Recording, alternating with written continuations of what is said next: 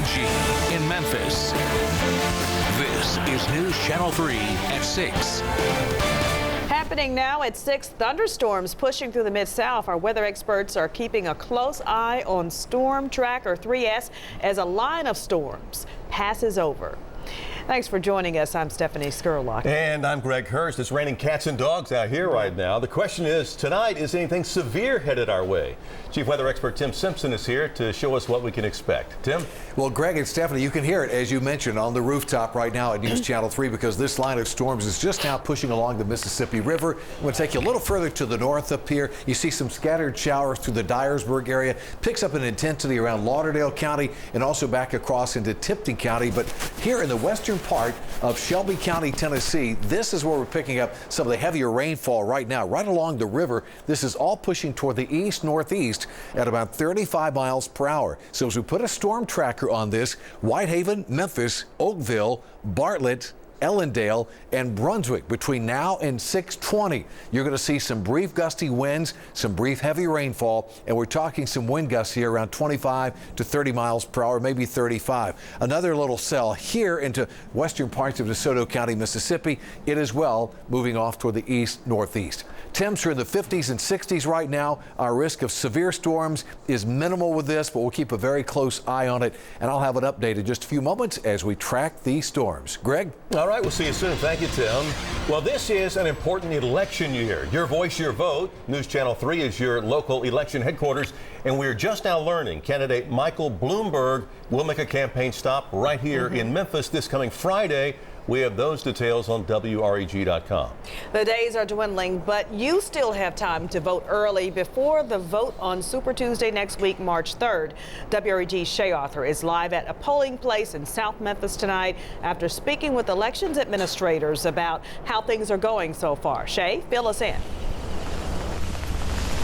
And Stephanie, Greg, she says so far these numbers are higher than they anticipated. We just talked to a worker here at this South Memphis location who said people have been steadily coming through this door all day. Of course, as you can see with the rain out here, things have slowed down a little, but so far everything's going smoothly.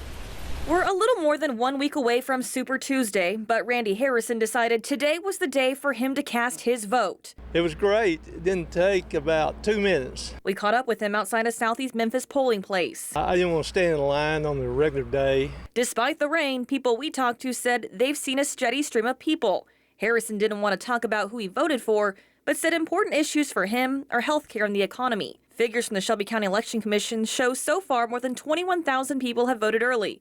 That's up several thousand from 4 years ago. By phone, Administrator of Elections Linda Phillips told us she expects a big voter turnout on Election Day next Tuesday. The political landscape is changing, day by day. Candidates still making their last-minute pushes. I'm still looking. Campaign Shavarius Pritchard will be watching.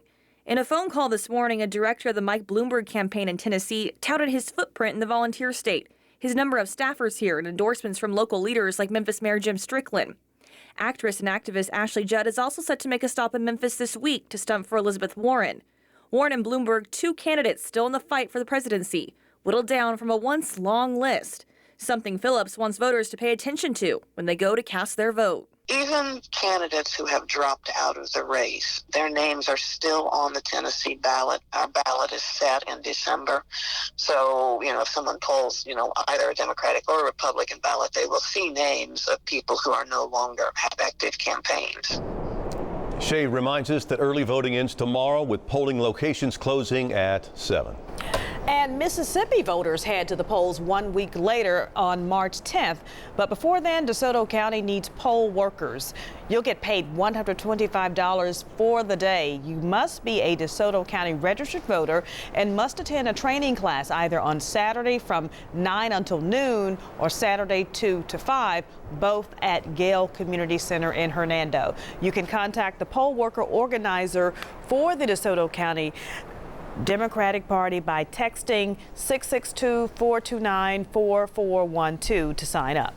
Now, new at 6, search operations have been temporarily suspended for a man missing since Friday and believed to be in the Hatchie River bottoms near Bolivar, Tennessee. Crews have been looking for Kenny Ray Pulse ever since his truck was found submerged off Highway 64.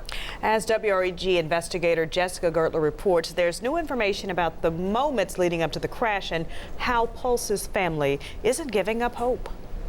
He's got a big heart. He's a big country boy. Big country boy. He loves everybody. He loves everybody. Penny Pulse says she isn't giving up hope that her brother, Kenny Ray Pulse, will be found. I love him. I love my brother, and I just need him home. Search and rescue crews along with dive teams have been looking for Pulse after his Dodge truck was found partially submerged in the Hatchie River bottoms of Highway 64. Investigators say Pulse hit this guardrail before going into the water at mile marker 16. Penny Pulse says she's been to the scene, watched divers go repeatedly into the water, and waited for a sign.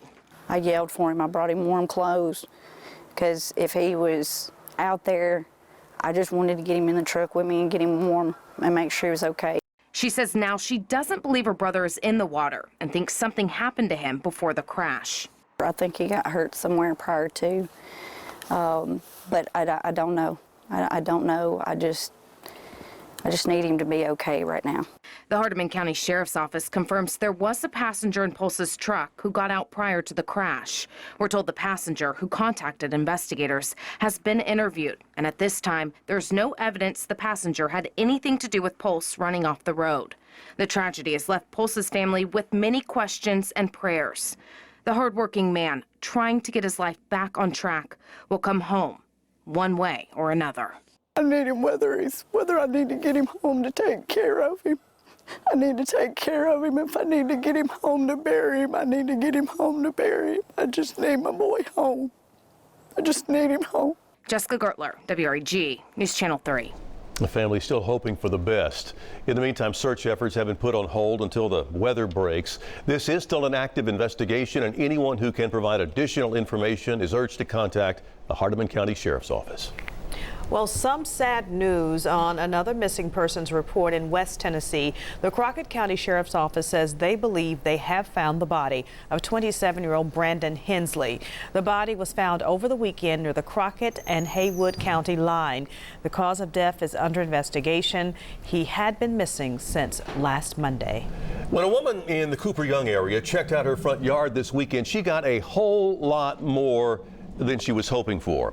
She saw a man standing on her property singing, and when he turned around, she got an eyeful. Tonight, 47-year-old Taurus Gaines is behind bars on a $100 bond, charged with indecent exposure. This happened Saturday night on Oliver and Tanglewood. After the woman called police, officers found Gaines in the area and noticed his parts were still hanging out of his pants. As it turns out, arrest records say Gaines is also a suspect in a forcible fondling case from September.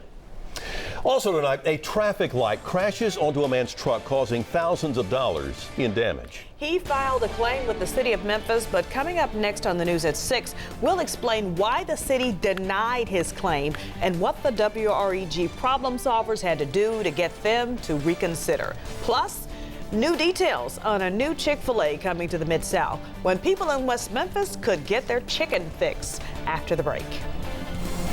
Well, let's get a weather fix here real quick. We've got some storms moving into DeSoto County, Mississippi around Dean's Corner, working off toward the east. Jago, Olive Branch, Fairhaven, and Miller coming your way. An update on your forecast is coming your way in just a moment.